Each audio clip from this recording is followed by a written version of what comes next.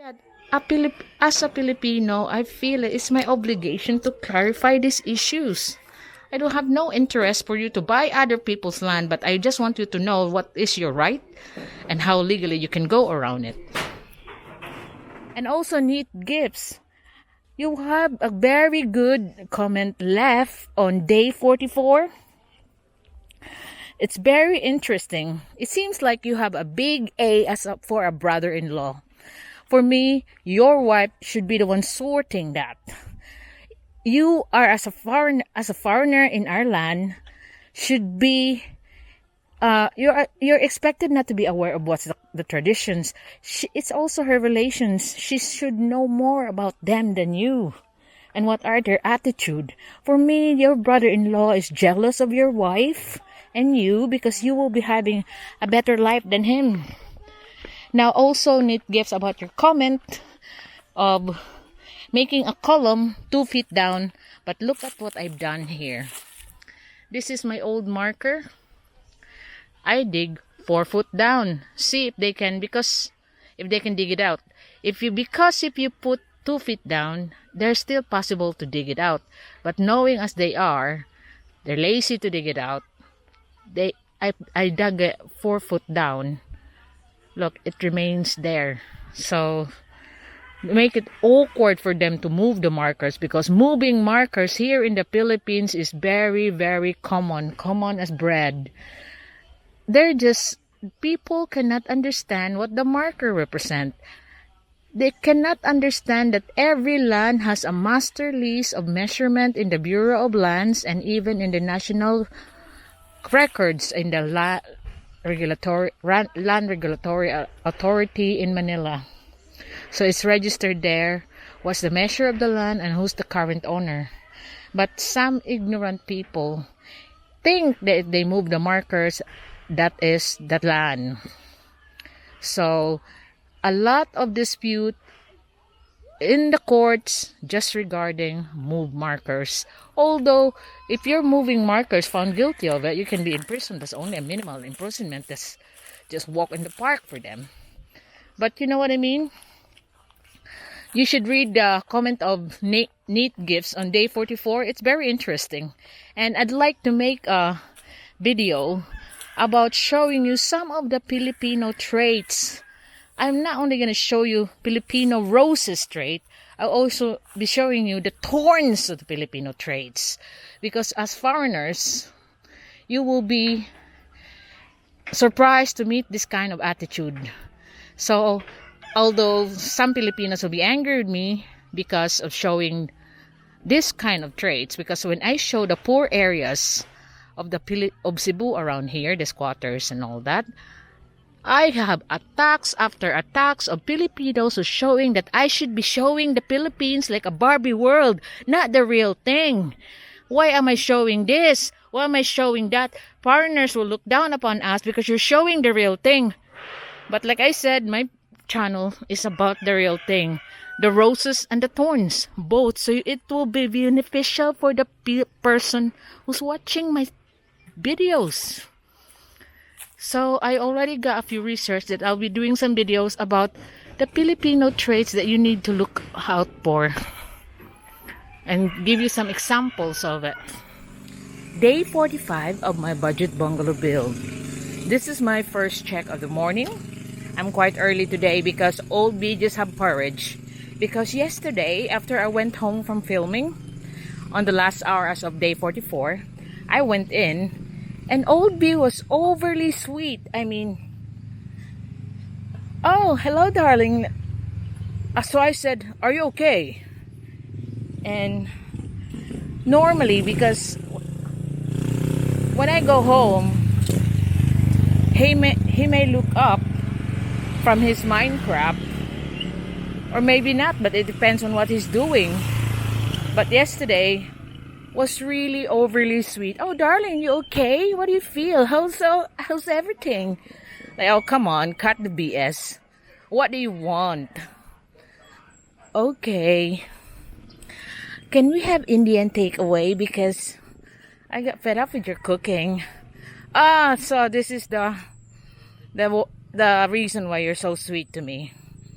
And so he keeps on and keeps on, so that I have to quickly get down about 6 o'clock, call up the Indian first, then I have to pick it up because they don't deliver here yet. Only Lala Move, and Lala Move I can't contact, so it's just as quick that I get down.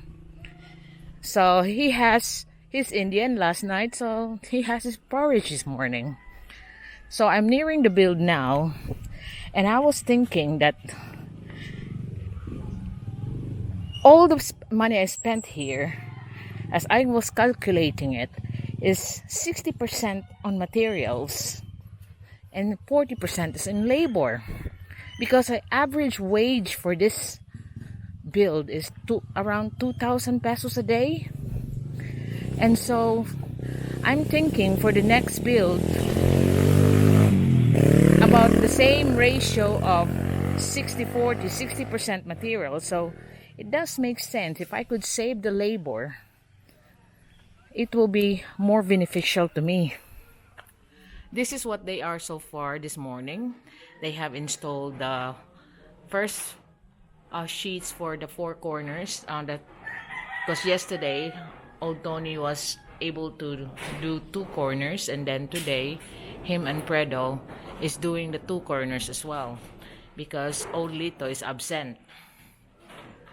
So they need that seal, the Bulka seal, that I had to pick up because old Lito is absent.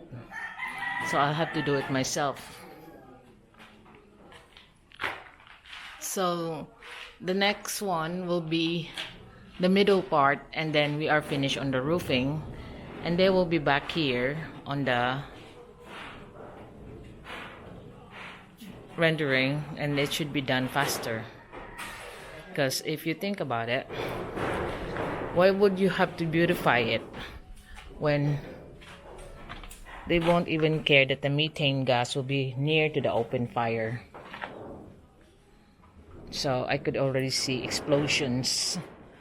So I already told them what's the purpose of that pipe, but they still insist on other ways. So it's not my problem anymore. I've gone past worrying. So that will be up to them if they burn the house.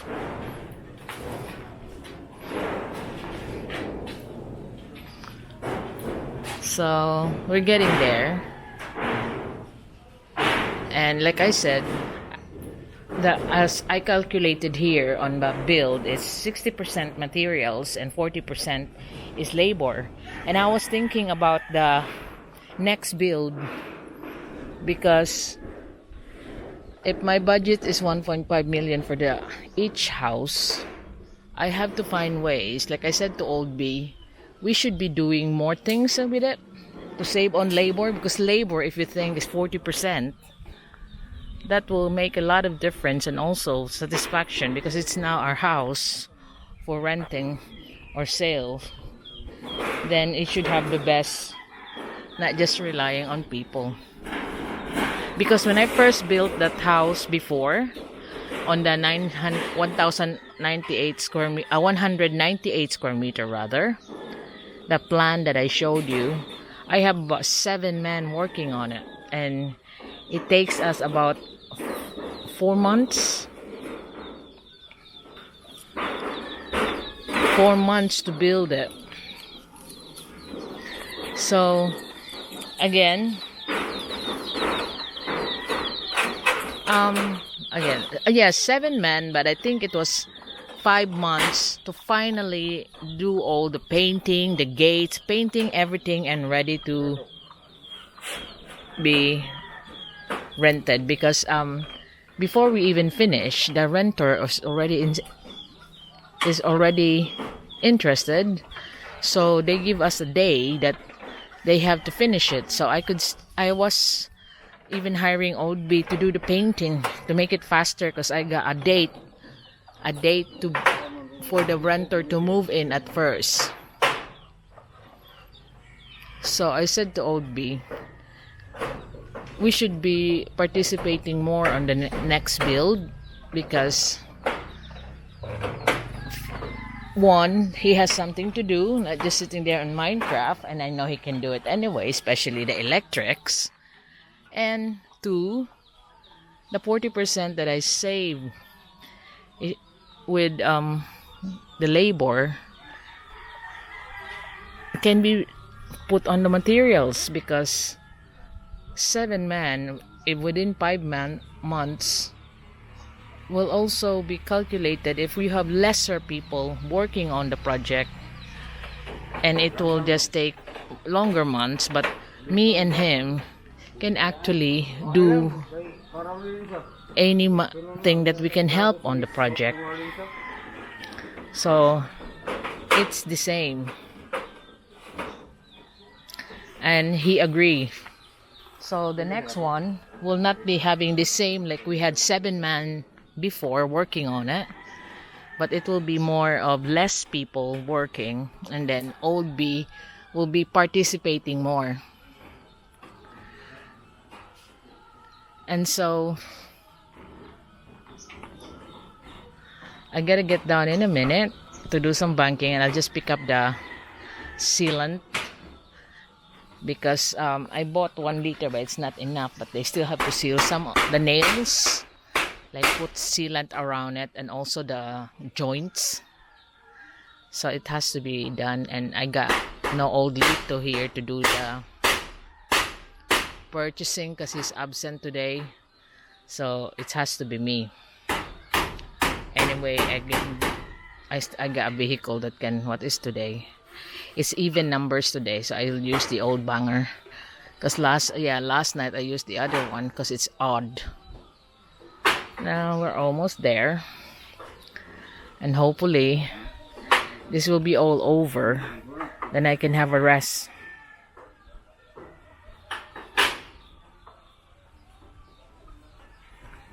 I'm here now in Country Mall, so you can see there's only a few cars parked, and the queue is not so much because it's already just Thursday today, and I was warned last Saturday that is their busiest time. That's why the queue is until behind the road going to Montebello Hotel. And you can see I'm the last one here, and I'm still waiting, though I'm near to the guard or the entrance of the supermarket. So I'm going out from the build because I have to buy the sealant, and might as well take the opportunity to get all my things done so I don't have to go back down again. So I done the banking, and I'll just pick up a bit of groceries before I go home and pay some of the bills, even though the due is far long, but I want to take it out of my mind, so I won't be thinking about that. Then it's all settled, then I could continue on with whatever project next after the budget bungalow build.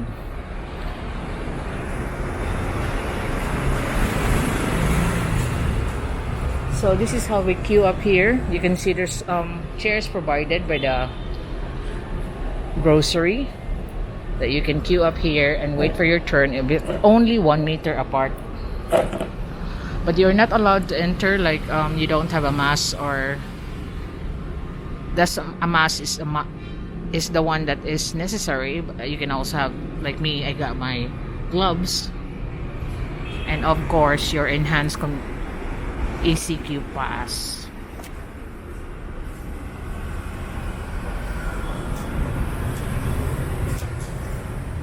So Jollibee, you can pick it up by only takeout. So you can see it's open.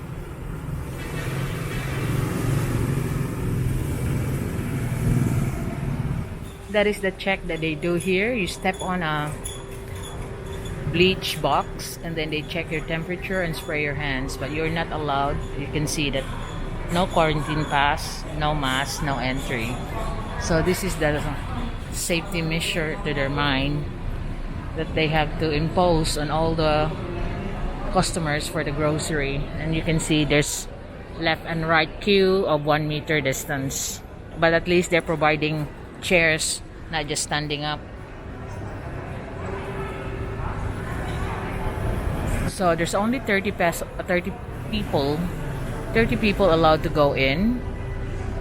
Every time there's 30 that goes out, so you have to wait for it now. So So I'm here waiting for that 30. It seems to be faster because like I think they're also counting. They have been a lot before us. Going back down to day 45 to my budget bungalow build. This is my second visit. 2:30 in the afternoon, to be honest. I had a comment from Rick that he said that the way they nail the nails is so tight and it's gonna leak. To be honest with you, that was I thought as well when I saw it, but that's what they do, and then that's why they seal it up after nailing. And even before nailing, they dip those nails through the bulka seal, and then that's why I have to buy another can now because they seal up all the joints, all the where the umbrella nail is. But you know, my next build, because I'm not used to this umbrella nail, my next build I'll be using tech screws with rubbers on it, not these umbrella nails that they're using. And also I got a comment from Flatliner Shots. Cutting the bent pipe, methane gas can go into the house. Definitely. I told them what was that pipe for. It's the bent, so the gases from the septic tank can get out. And even put 4-inch pipe, which is normally you just put 2-inch, was only in the gas. But the old man insisted on what he wants.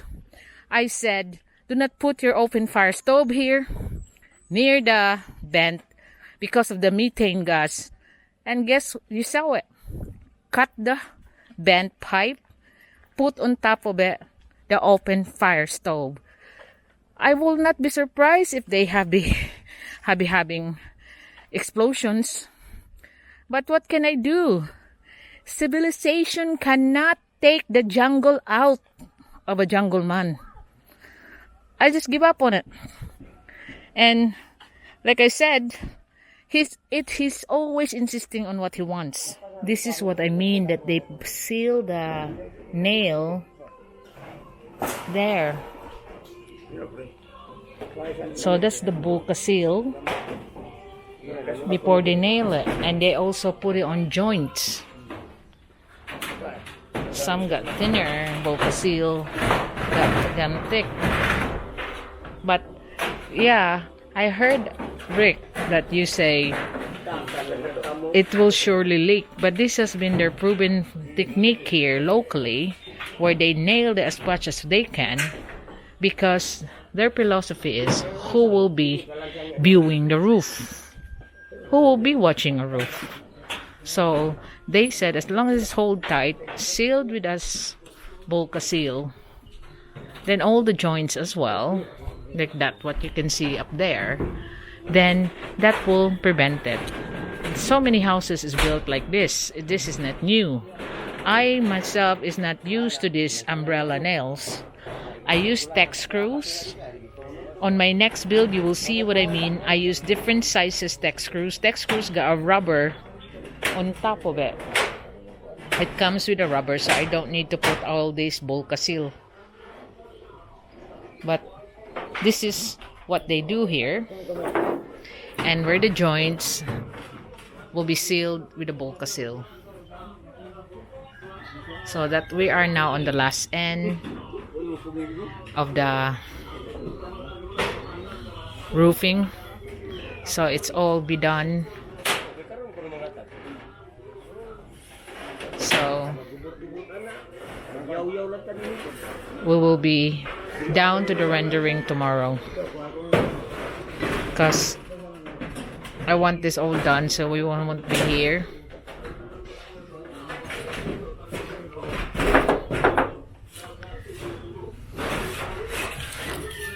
And yeah, you may see dents from different places, but like they said, who will be checking the roof, who will be viewing the roof, as long as it does the job, which I agree as well. Anyway, I just want it all finished. I've gone past worrying. Let's go and move on. Yeah, I want to reiterate about neat gifts. Stealing boundaries, stealing markers here in the Philippines is a very common problem, common as bread. I myself experienced the same. And so what I do is make columns 4 foot down, because a lot still of Filipinos cannot understand about land, cannot understand that about tax deck and title, the difference between the two, and titles, land that are cannot be titled.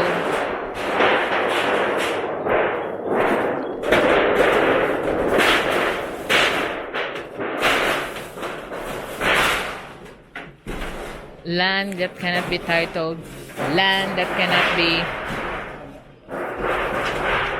sold because there's no access, no right of way. Like, you got overpriced land that they didn't realize that their paperwork on is only tax declaration. What's the difference of tax declaration and title? You know what I mean? And how to process it. Of course, a lot won't be knowing that. But it just makes me laugh sometimes when I look at some of the bloggers, especially the foreigners that's trying to sell land. Oh, this is the title, and showing you a fake title in the screen.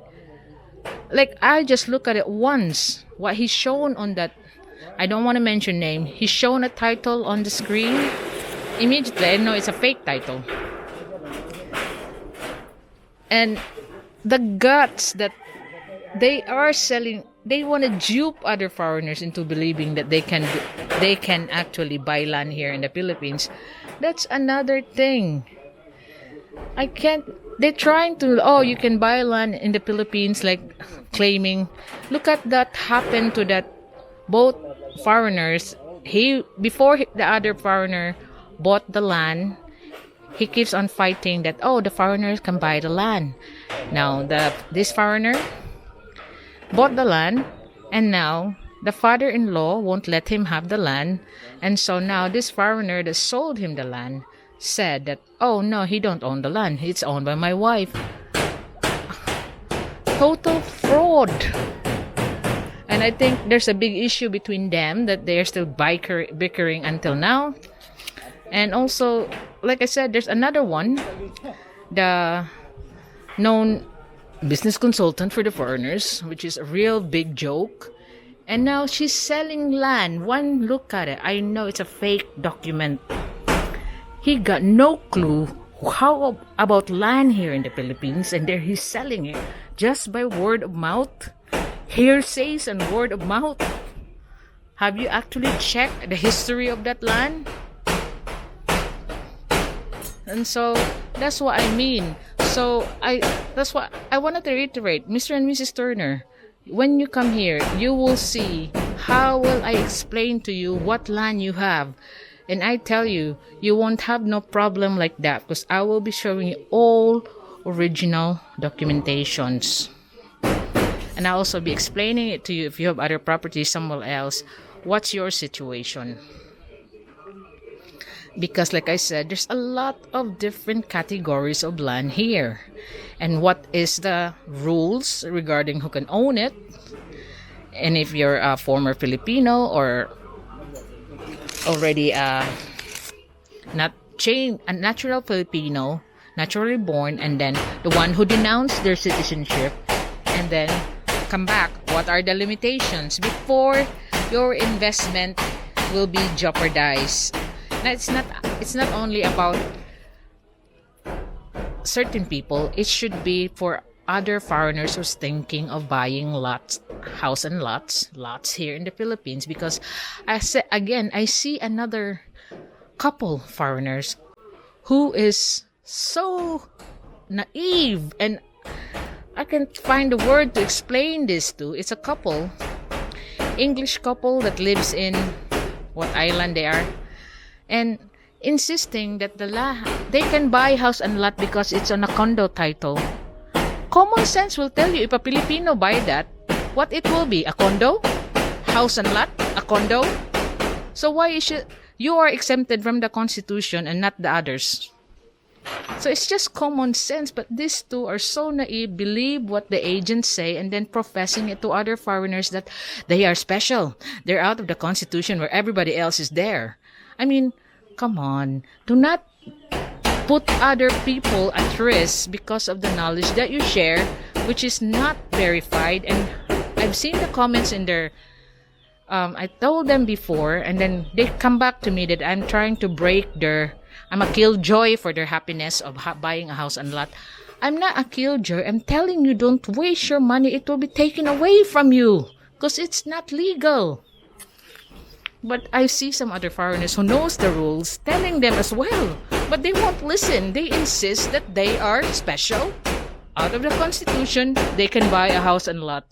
When I check the development of where they buy the house and lot, it's not selling as a condo. It's sold. The whole subdivision where they're in is sold as house and lot. So where did they get the condo? Like I said, if I want to buy a house and lot there, I don't want a condo title. Why should be a condo title? I'm a Filipino. So these are the sort of things that I think a lot of foreigners should be aware of. I don't want to keep on touching these things before. I did touch these things before, but I'm only got a few subscribers. But now I have noticed that I got a lot of foreign subscribers. I think I need to go back to the advice and tips on how they deal with life here in the Philippines if they want to come here, especially about investments. Like what land to buy, or how can they buy, if they are not married to a Filipino, like I always discussed that about leasing. But you got some geniuses that come over to my channel. Oh, you cannot buy land unless you're a corporation. Are you really this thick? Do you understand how a corporation works? A corporation needs to trade, not just a corporation built so you can circumvent the law. So this is some of the idiotic thing that I heard from expat advising other foreigners to do that. Oh no, I can't do that. As a Filipino, I feel it's my obligation to clarify these issues. I don't have no interest for you to buy other people's land, but I just want you to know what is your right and how legally you can go around it. Going down for my last check, day 45 of my budget bungalow build. You can tell that I'm bored with the build. That's why I talk about land, because I think these subjects are helpful for foreigners that want to come here and live. Because I had a few questions way back asking about that if they want to buy a farm with his wife, will the wife be owning 60% and 40% to him? And also if they buy a house and land, the house will be 60% the Filipina and 40% goes to the foreigner. Well, this is the questions, because these questions are the one that triggers me to answer it, I think, because I haven't had time to answer it before.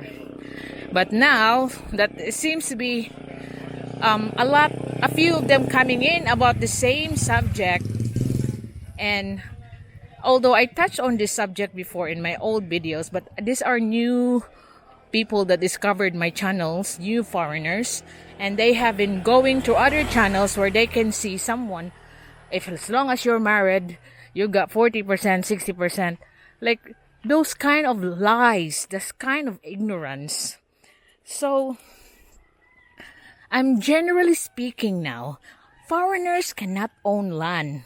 This does not apply to former Filipinos, of course, because they have different rules. And this myth about 40-60 or 60-40, however you call it, comes from if you're forming a corporation where you have 5 directors and the corporation should be trading, not just owning land. So this is where they come from. I really like the comment of Knit Gifts, because that was an eye-opening why your brother-in-law is treating you like that. You have to read his comment on day 44, so most of you can learn what he's been through. But I think that your wife should be sorting it all. Talk to the brother. Talk to the other siblings. Why are you being treated like that? Because he is a barangay official, and He should not be using his position for abusing you. Before I talk, I will show you what they have been finished for today. So there they are.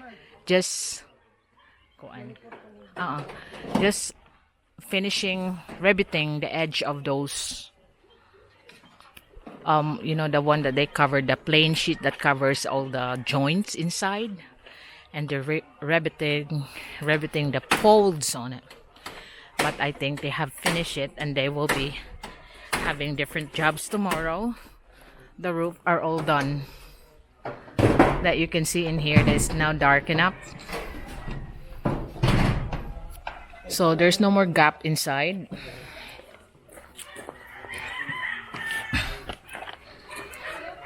So it's all sealed now.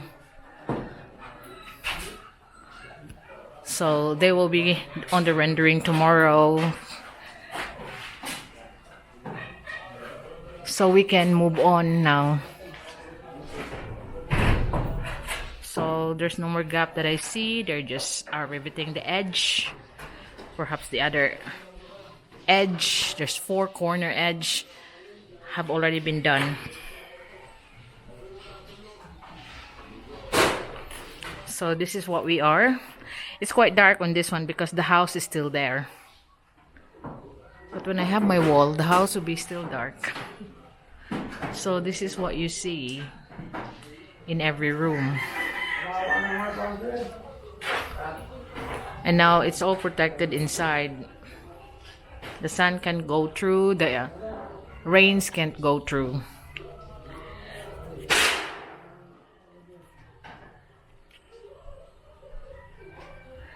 So another thing that I want to talk about is, like, I got a few comments or even emails from different foreigners that think a barangay is a court. I have to tell you, barangays are dedicated for petty disputes. It's not a court, and it has no power. The barangay are supposed to be implementing what the mayor has ordered or the president has ordered, but they themselves has very, very limited power. They might have a little bit of your police power, but whenever you have an abuse with any barangay, you can talk to the mayor, and if the mayor won't listen to you, you can talk to the governor. And if the governor won't listen to you, you can talk to the ombudsman. And that's how it is. Because one time, I had a friend who is a former judge. And he asked me one day that, do you want to have a laugh? I said, what it is?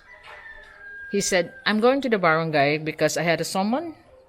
So we went to there and sat down on the table.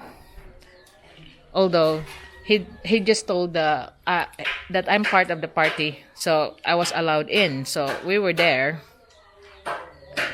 and this old man, who we know, who is a garbage collector on certain days and a barangay lupon on like Monday, Wednesday, Saturdays, but the days has been like between barangay lupon and collecting garbage. So we sat there, and this barangay lupon told us that I'm a judge. I could judge this dispute. I said, oh, really? Show us your qualification. Then he took out his 3-day seminar as a barangay lupon, and then actually the rules that they have to follow is a picture book, because most of these barangay lupons are uneducated people. They can just read and write, but they have no proper training. If you are just close to the barangay captain, then you will be the barangay lupon. That's how it works. So this garbage man telling us he's a judge, showing us a 3-day seminar certificate, and we start laughing, and it is a good laugh. No wonder that he told me, come with me if you want to have a laugh. But like I tell you, I have been got summons because some of my neighbors here think that the barangay is a court as well. You get someone for petty things. Oh, you overlap here, and that tree fell over. Like, just instead of just talking about the tree that fall over, talk to the barangay for extraction, I suppose. So my idea is, I have no time for the barangay. I told them I'll write a letter, and if I have a summon, I'll send it back with a letter that issue the certificate to file action. Whoever is calling me over here, I will meet him in the proper court. I never go. So 9 out of 10, all those summonses, they'll never file the proper case. It requires lawyer. It requires filing fees. So the barangay is not a court. The barangay has no power as far as I'm concerned, and most people concerned that knows. So they are just the implementer of what is the order of the mayor. And for them to be saying that, oh, we were taken to the barangay, because I got some foreigners who emailed me as well that, oh, they were in court and they had this agreement. What court? That the barangay, blah, blah, blah. Barangay? That's not a court. Just because the mediation is in the barangay, but the court is now asking you for evidence, asking you who's complaining to file the filing fees, and also asking you to have your representative, which are lawyers. So the barangay is only a mediation point. It's only, the law pons are usually uneducated people that who thinks they're more qualified because of the 3-day seminar that they have to reading those picture books. The actual rules are picture books. And this is what we're dealing with. So I've been talking about different things, but I think I'll have to make some videos about it. So although I've made some of it before, I think that was at the time when I got a few subscribers, but now I've noticed there's a lot of other foreigners coming over.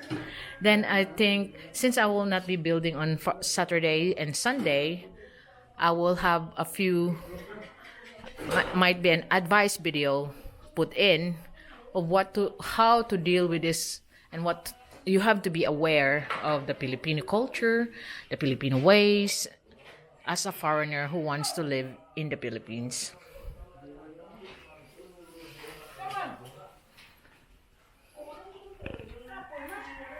So I'll go up and see what's to have a coverage upstairs. You can see it's all done. All the nails has been sealed.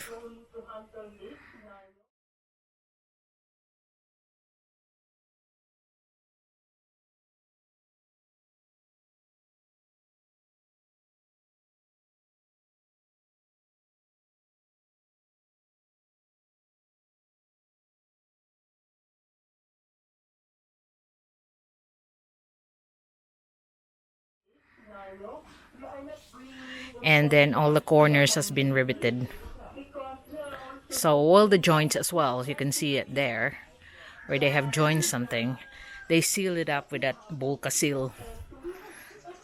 Like I said, on top of those umbrella nails, some got more, some got mostly just minimal, just under the umbrella, just to cover the hole where the nail will go through. So this is now the roof. It's all done. It's a 4-corner, and then there's a middle ridge hip roof. So I don't have that triangle that needs to be filled up. It's a hip roof.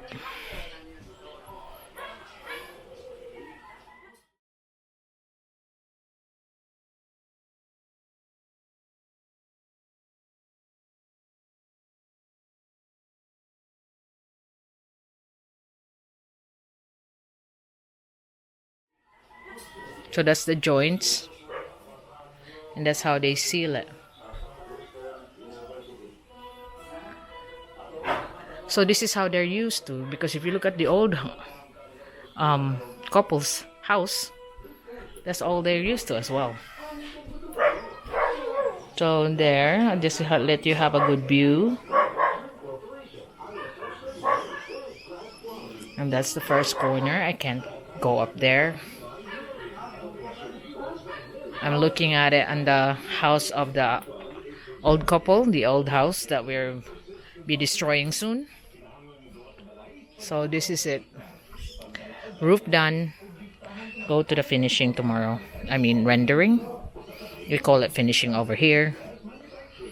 So this is what you see. Sometimes I can't help with fast facing, but I'm trying hard, Knit Gibbs, to be conscious about it.